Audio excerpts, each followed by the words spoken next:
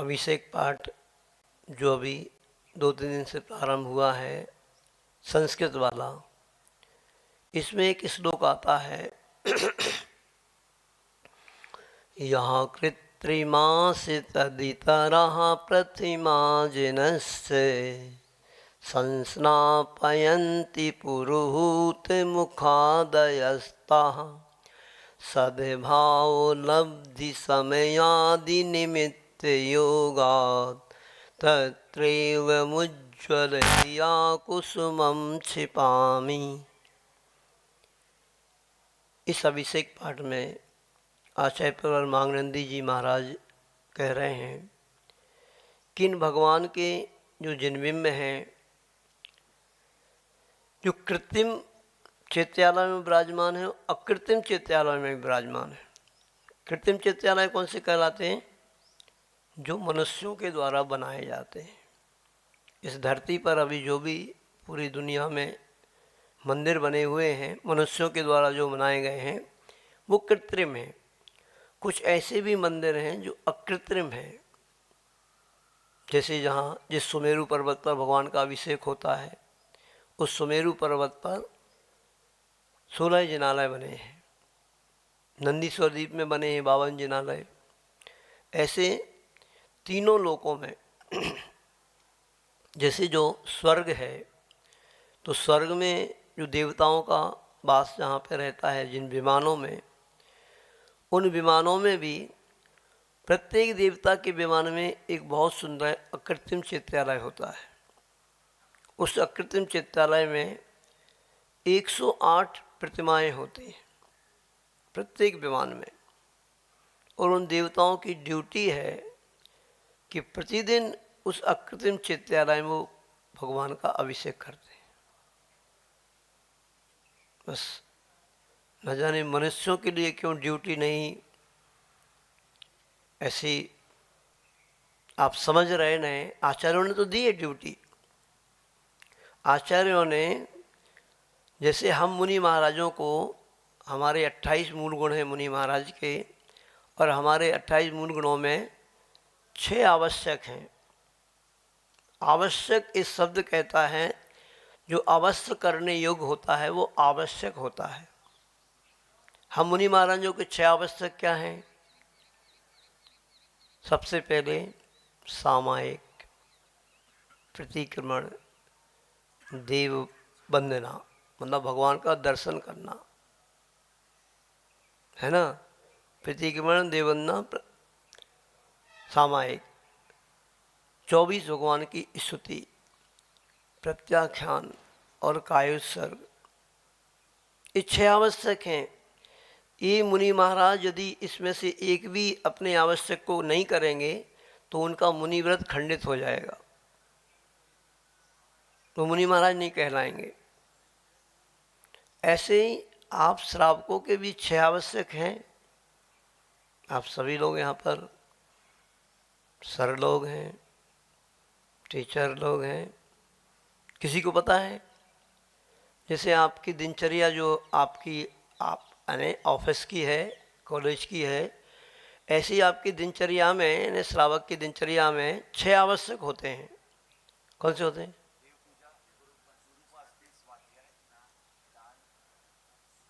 बहुत बढ़िया। देखो सर जी बता रहे हैं, मैंने पहला तो आपको याद है, 3 तो बता दिया आपने। क्या क्या बताया? देव पूजा, गुरु उपासना मतलब गुरु की उपासना करना, और दान देना। ऐसे 6 हैं। एक श्लोक आता है इसका भी, देव पूजा, गुरु उपास्ति, स्वाध्याय, संयम, तपः, दानश्चेति श्रावकाणाम षट्कर्माणि दिने दिने। यानी देव पूजा मतलब कौन से देव की पूजा? त्रिलोकीनाथ, जो देवों के भी देव हैं। यहाँ देव से मतलब जिनेन्द्र देव से मतलब है, और कोई देवी देवताओं की पूजन जैनी लोग नहीं करते। जैनी लोग किसकी पूजन करते हैं?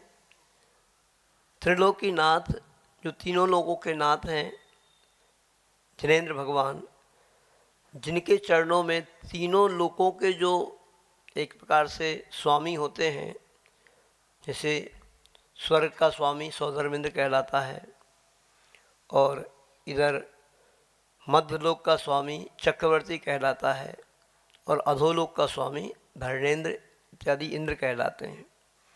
ये सभी देवी देवता, चारों निकाय के देवी देवता उन भगवान की पूजन आराधना करने के लिए आते हैं, त्रिलोकीनाथ जो जिनेंद्र भगवान होते हैं। तो अपन किसकी पूजन करते हैं? उन त्रिलोकीनाथ की ही अपन पूजन करते हैं। किसी देवी देवता की पूजा जैनी को नहीं बताई, अब वो करता है परंपरावश, मूढ़तावश, अज्ञानतावश, तो उसका अज्ञान है। हमें किसी की पूजन आराधना करने की जरूरत नहीं। अष्टद्रव्य मंगल द्रव्य से पूजन की जाती है, वो जो पूजन तो भगवान की जाती है। शास्त्रों में किसी को आदर देना, सम्मान देना, बहुमान देना, अपमान किसी का नहीं करना। हम किसी को यदि बहुमान जय जिनेंद्र दे करके भी जिसकी जैसी योग्यता है ऐसे बोलते हैं तो ये उसका सम्मान है। तो कैसे क्या करना? अष्टद्रव्य से देव पूजा जिनेंद्र भगवान की करना। बाकी और जो देवी देवता रहते हैं तो उनका वो कौन है? वो भगवान नहीं है, उनका बहुमान कैसे करना?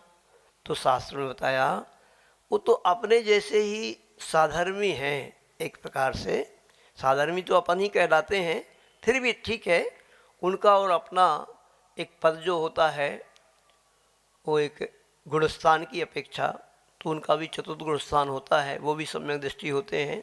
तो उनको भी अपन जय जिनेंद्र बोल करके उनका बहुमान करें, उनका सम्मान करें, अपमान किसी का नहीं करना।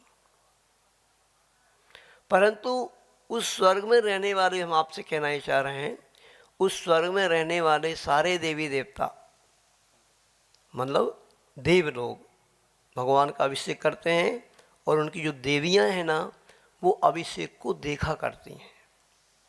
ये उनकी प्रतिदिन की चर्या है, प्रतिदिन उनकी दैनिक चर्या में ये शामिल है, बल्कि सर्वप्रथम यही करते हैं। विचारिए आप, सोचिए आप, क्यों करते हैं? अपन क्यों नहीं करते हैं? तो इस पर विचार करना। यानी एक प्रकार से इसको यही समझ सकते हैं कि आज या तो हमें इस प्रकार का ज्ञान नहीं है, जानकारी नहीं है, या फिर हम अपनी चर्या में इस कार्य को शामिल नहीं कर पा रहे हैं। तो इसमें विचार करना चाहिए। और इसमें इस श्लोक में एक शब्द ये आया है कि वो बड़े बड़े सौधर्म इत्यादि इंद्र वगैरह तो भगवान का अभिषेक करते हैं, किंतु इस श्लोक में कहा जा रहा है तीसरी लाइन में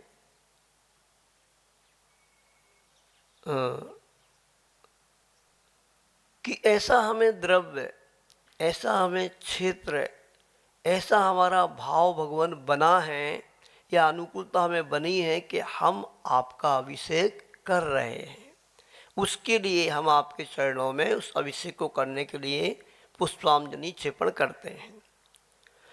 आपसे कहना ही जा रहे हैं कि अभी वर्तमान में ऐसा द्रव्य छेद काल भाव है कि हम भगवान का अभिषेक कर सकते हैं। ऐसा द्रव्य मतलब हमारा शरीर ऐसा है अनुकूल, इस शरीर में स्वस्थता है, हमारे हाथ पैर काम कर रहे हैं, हमारी इंद्रियां काम कर रही हैं।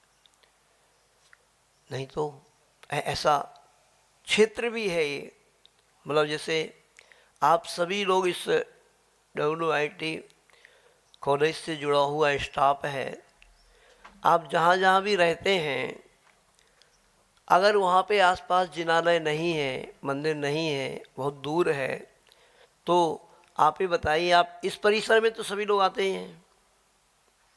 और यहाँ से आपका जैसे WIT कॉलेज है, यहाँ पे BEd DEd कॉलेज है, आपका है आर्ट कॉमर्स साइंस वाला, यहाँ पे आप बैठे, यहाँ से इसकी दूरी कितनी है? पास ही। तो फिर आप सभी लोग, यानी कल यहाँ से भी हम आए थे जब, तो हमने थोड़ी पूछताछ की, तो प्राय करके हमें यही समझ में आया कि यहाँ पे कुछ ही लोग हैं ऐसे जो जहाँ पर रहते हैं वहाँ के आसपास मंदिर हो और वो वहाँ भगवान का दर्शन करते हो। सभी लोग दर्शन भी नहीं करते हैं, है ना ऐसा ही? तो महाराज जी के मुखारबिन से आप लोग सुन रहे हैं, कल भी हमने यही बात बतलाई थी। आपको ऐसे लग भी सकता है कि महाराज जी वही वही बात पे रोज प्रतिदिन जोर दे रहे हैं, आखिर क्या है? आप बताइए, सोचिए, विचार करिए। हम मुनि महाराजों को भी कहा है कि 3 बार आप भगवान की देव वंदना करो, जिनेन्द्र देव के दर्शन करो। ये बात अलग रहती है हम लोगों को कि हम लोगों को जरूरी नहीं है कि हमें मंदिर ही हो, हम भाव से ही बैठकर कहीं पर भी कर सकते हैं। तो हम मुनि महाराजों को देव दर्शन अनिवार्य रूप से मंदिर में जाके करने को नहीं कहा, क्योंकि मुनि महाराज पहले तो जंगल में रहते थे। अब जंगल में मंदिर नहीं होता था तो फिर कैसे करें? तो हम जहाँ हैं वहीं बैठ करके हम उन भगवान को 3 लोक में जहाँ भी एक कृत्रिम अकृत्रिम चित्रालय बने हुए हैं, उनमें जो भगवान विराजमान हैं उनकी हम मुनि महाराज वंदना करते हैं। और एक भगवान की वंदना की जाती है और 24 भगवान की स्तुति की जाती है। तो 24 भगवान की स्तुति भी मुनि महाराज करते हैं।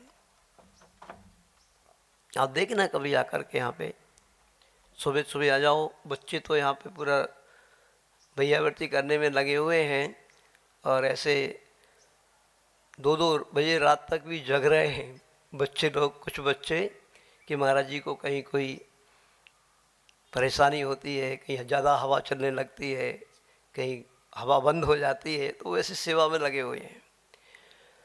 इन विपरीत परिस्थितियों में भी आप देखना आकर के कभी परम पूज्य निर्यापक स्मरण मुंशी वीर सागर जी महाराज लगभग 3 सवा 3 बजे, 3 बजे लगभग, कभी पौने 3 पे, 3 पे, सवा 3 पे, इतना ही टाइम में वो जाग जाएंगे और उठ कर के सबसे पहले ये मुनि महाराज, अगर सपने में भी कुछ जो हमारे व्रत हैं उनमें हमने गलत विचार लिया हो, पूर्व का याद आ गया हो, कुछ गलती हो गई हो सपने में भी, तो भगवान हमारे अपराधों को क्षमा करना प्रतिक्रमण करते हैं, फिर ध्यान करते हैं, फिर भगवान की स्तुति करते हैं।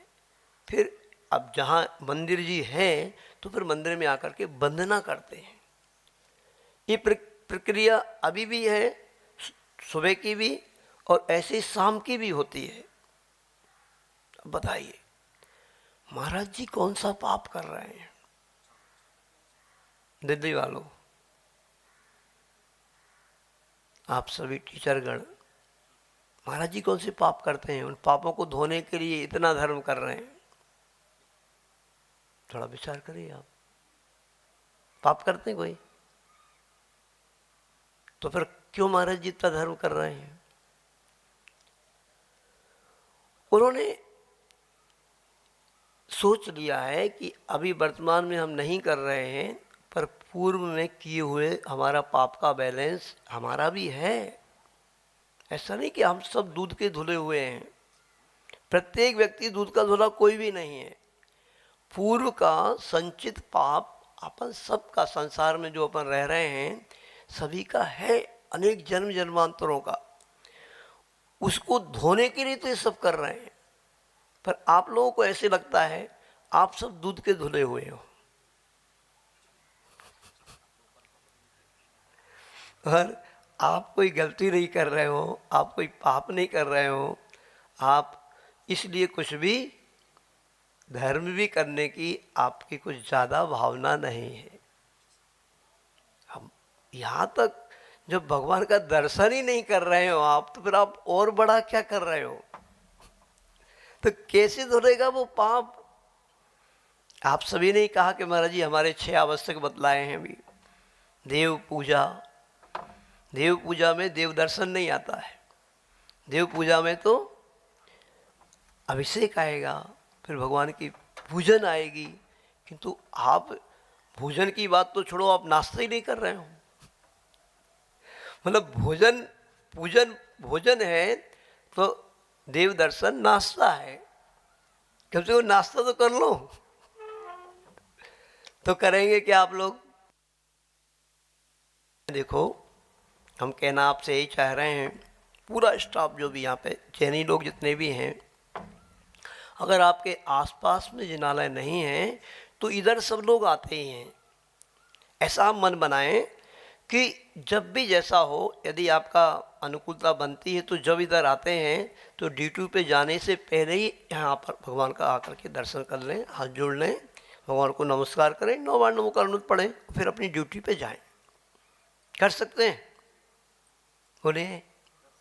जितने लोग भी यहाँ पे बैठे हुए हैं, अगर आप आसपास नहीं कर पाते हैं, आपके आसपास नहीं है, तो यहाँ पे आके इतना काम कर सकते हैं, है ना? अवश्य करना, बहुत अच्छा रहेगा। ये जो अपन पढ़ते हैं ना, वो सिर्फ पढ़ने का नहीं है।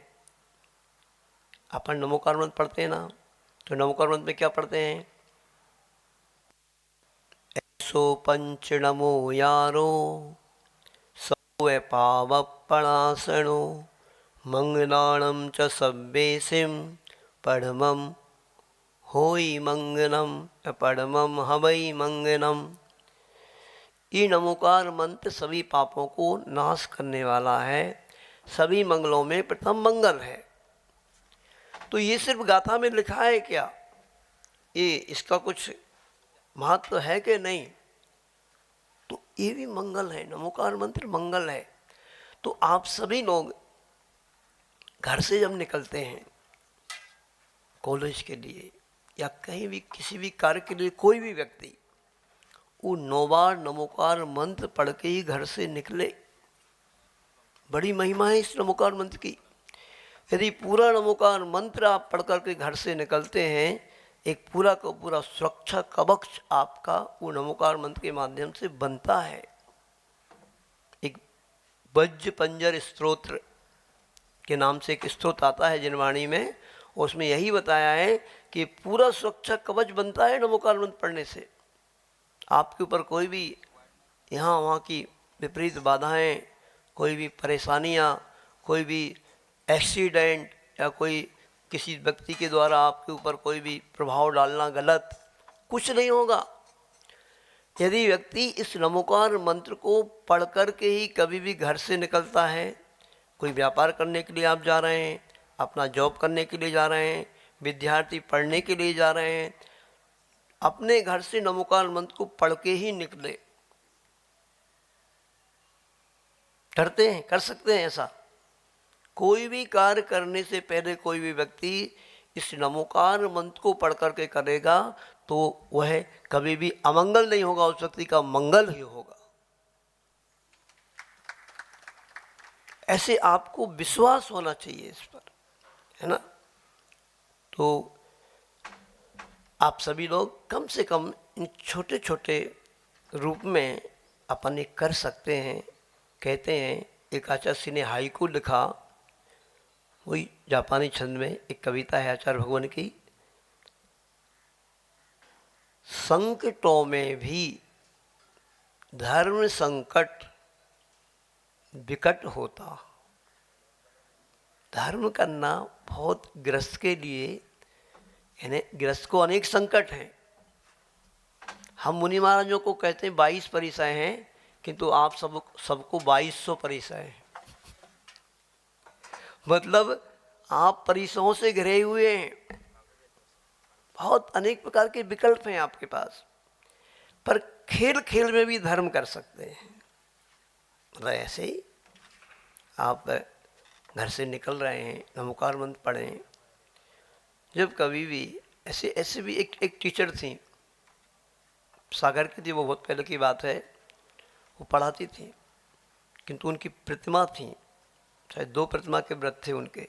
तो वो क्या करते थे, जब इंटरवल होता है तो इंटरवल में सामायिक करती थी। ऐसे सदुपयोग करते थे वो। आप लोग क्या करते हो? इंटरवल जब होता है क्या करते हो आप? या तो लोग कोई चाय नाश्ता वगैरह भी करते हैं, भोजन करते हैं, या फिर कोई 4 लोग बैठ जाते हैं। तो मंदिर में बैठी 4 सखियां करें विद्यासागर की बतियां, वो नहीं करेंगे आप लोग अपनी चर्चा करते हैं। पर ऐसे भी लोग होते हैं, देखो टाइम का सदुपयोग ऐसे करते हैं। मतलब कुल मिला के हमारा आपसे तात्पर्य ये है कहने का कि यदि आपकी अनुकूलता बनती है तो ठीक है, देव पूजा आया है तो देव पूजा यदि आप कर सकते हैं तो देव पूजा का सर्वप्रथम अंग है भगवान का अभिषेक। और छोटा रूप अपन मान लीजिए देव पूजा का ही, कोई बात नहीं, देव पूजा का ही अंग मान लेंगे, कम से कम हम भगवान का दर्शन करें तो भी एक संक्षिप्त रूप में हमारी देव पूजा यानी वो प्रारंभ मंगलाचरण तो हो ही जाएगा।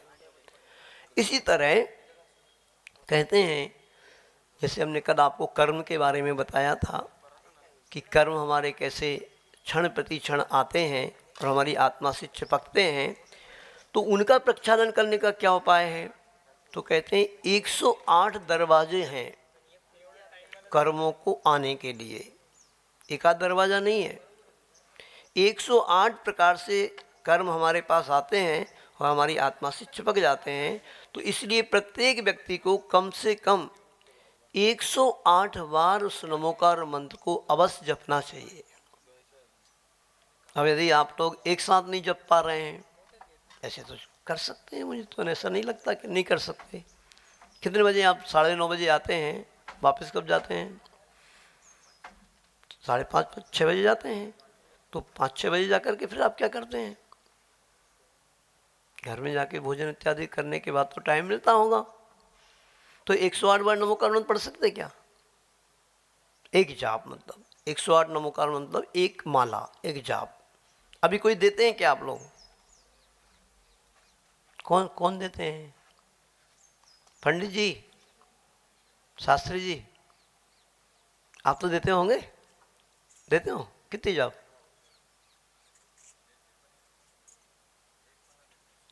मतलब पूरे दिन भर में? कभी 9 बार, कभी 9 बार एक साथ एक देते हो? यहाँ पे कितने शास्त्री जी हैं? एक तो आप हैं, जयपुर से शास्त्री करके आए हैं, और ऐसे और आप और भी कोई शास्त्री हैं? और कौन है? हाँ, तो आप तो शास्त्री जी, आप तो हर रोज अभिषेक करते होंगे।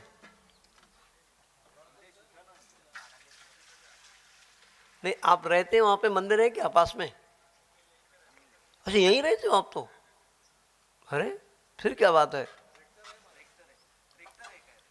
हाँ, हॉस्टल के आप तो मुखिया है ना, तो फिर तो आप तो रोज करते होंगे। अच्छा, उधर बच्चों की ड्यूटी लगी रहती है आपकी भी क्या? कभी कभी क्यों? आप जैसा बनता क्या? पंडित जी, आप तो रोज कर सकते हो, आपने तो शास्त्री की है।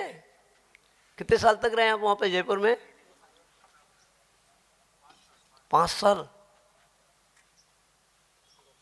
तो आप तो यहाँ मुखिया बनकर के आए, तो आप आएंगे तो आप ही जब हॉस्टल के प्रमुख हैं तो आपके साथ तो छात्र भी आएंगे, तो उनको भी लाभ मिल जाएगा यदि आप अगुवा बन करके आएंगे तो समझ में आ रहा है कि नहीं आप लोगों को? बहुत अच्छा। देखो, एक प्रकार से तो बहुत खुशी होती है कि वो महावीर शास्त्री जी हैं, वो भी प्रोफेसर हैं आपके यहाँ, और एक संदेश जी बोरारकल, ये भी शास्त्री हैं, रविंद्र काड़े भी शास्त्री हैं। मतलब ये शास्त्री लोगों के रहते हुए भी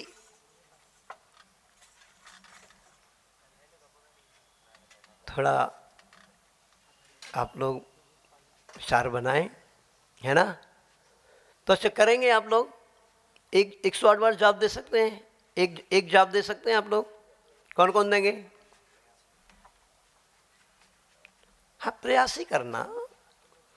देखो, यदि हम संकल्पित हो जाते हैं अपने आप ही, इसमें हम आपको प्रेरणा दे रहे हैं, ऐसा मत सोचना कि हम जबरदस्ती आपको बोल रहे हैं कि आप कायोत्सर्ग करो ही, किंतु ये तो एक अपनी ही प्रेरणा से स्वयं अपन को एक पक्की धारणा बनाना चाहिए कि जब हमारे 108 दरवाजे कर्मों के हैं वो आ रहे हैं और हमारी आत्मा से चिपकते जा रहे हैं, और जो मुनि महाराज कुछ भी ऐसा चला करके बुद्धिपूर्वक कोई पाप नहीं करते हैं, किंतु पूर्व के जो बने हुए कर्म हैं उनको काटने के लिए इतना सब कुछ कर रहे हैं, तो फिर हमारा क्या होगा? हम तो दिन रात वही करने में लगे हुए हैं और पूर्व का भी बहुत संचित है, तो उसको हम कैसे धोएंगे? अगर आपकी धोने की भावना हो तो ज़रूर आप लोग 24 घंटे में जब जैसा अवसर आपको प्राप्त हो जाए तो भगवान का दर्शन करें और 108 बार कम से कम उस नमोकार मंत्र को अवश्य पढ़ें, क्योंकि सबसे ज़्यादा कर्म यदि हमारे कटते हैं तो वो ध्यान से कटते हैं। उन पंच परमेष्टि का ध्यान लगा करके हम बैठें, बिल्कुल जैसे भगवान बैठे होते हैं ऐसे बिल्कुल शांत भाव से बैठ कर के और उस नमोकार महामंत्र को पढ़ते हुए 108 बार हम उन पंच परमेष्टि का ध्यान करें, तो बहुत कर्म कटते हैं इससे। सबसे ज़्यादा पूजन से भी और अन्य क्रियाओं से भी यदि आप पूरे मन वचन काय को एकाग्र करके बैठ करके 108 बार नमोकार मंत्र, ठीक है आप पूजन नहीं कर पा रहे हैं तो जाप तो कर सकते हैं। इसके लिए तो कोई 8 किलोमीटर 10 किलोमीटर या कहीं जाने की आवश्यकता नहीं, वो तो अपने घर में ही कर सकते हैं अपन। तो ऐसा मन बनाएं, बहुत अच्छा रहेगा। ये खेल खेल में छोटे रूप में आपके लिए प्रेरणा दे रहे हैं कि आप ये कार्य कर सकते हैं। तो यहाँ पर जो हमने प्रारंभ किया था यहाँ पे आपसे, कैसे द्रव्य छेद काल भाव का निमित्त बना है कि हमें ये अवसर प्राप्त हो रहा है, नहीं तो कभी कभी ऐसी विपरीतताएं बनती हैं कि ऐसे हमें हमारा शरीर की अनुकूलता ही नहीं है, चाहता भी है व्यक्ति तो भी नहीं कर पाता है, फिर शरीर साथ ही नहीं दे रहा है तो फिर नहीं कर पाता है। ऐसा हम चाह रहे हैं कि हम ऐसे हमें क्षेत्र मिल जाए कि हम भगवान का जाकर के अभिषेक करें, तो वहाँ पे आसपास मंदिर ही नहीं है, मूर्ति नहीं है, मंदिर ही नहीं है, कोई ऐसा हमारी अनुकूलता ही नहीं है। ऐसा काल का मिलना बहुत कठिन होता है। जैसे देखो अभी अब आपके सामने मांगलिक काल आ रहा है, कौन सा आ रहा है? अक्षय तृतीया। ये अक्षय तृतीया महापर्व ऐसा दिन है, ऐसा काल है कि जिस दिन कितना बड़ा एक अतिशय घटित हुआ था। देखो श्री आदिनाथ भगवान जी 6 महीने का ध्यान लगा करके बैठ गए और फिर जब आहार चर्या पे उठे तो कहते 7 महीने 15 दिन तक वो आहार चर्या को निकले, किंतु उनको आहार नहीं मिला। और यदि संयोजना बनी तो 1 वर्ष 1 माह 15 दिन के बाद अक्षय तृतीया के दिन उनका निरंतराय आहार पालना संपन्न हुई थी। ऐसा मांगलिक दिन है वो।